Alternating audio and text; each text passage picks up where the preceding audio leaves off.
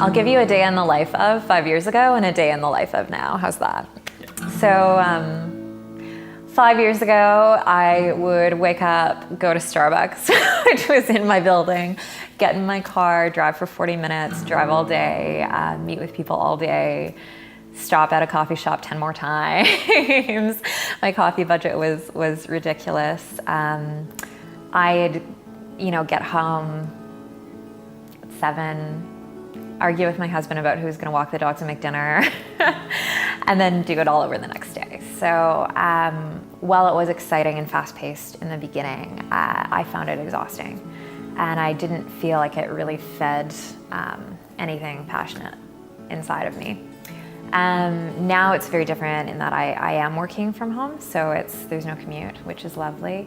I'm my own boss, so there's a lot of stopping because it's sunny and beautiful, and I'd really like to go for a walk on the beach.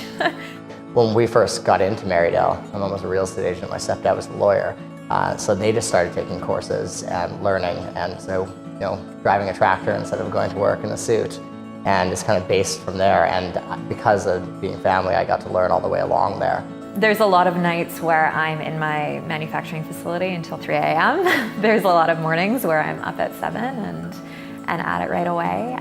But there's also mornings where I sleep in. And that's what's really interesting. Because of the style of my job, I can kind of change my hours around a little bit. So I get to kind of work it with my life a little bit. So sometimes I get to sleep in a little bit longer than if I was an electrician where I had to get up at 6 in the morning and get to a job. I can start later and just work later. I work on weekends, and then I can kind of switch those hours up.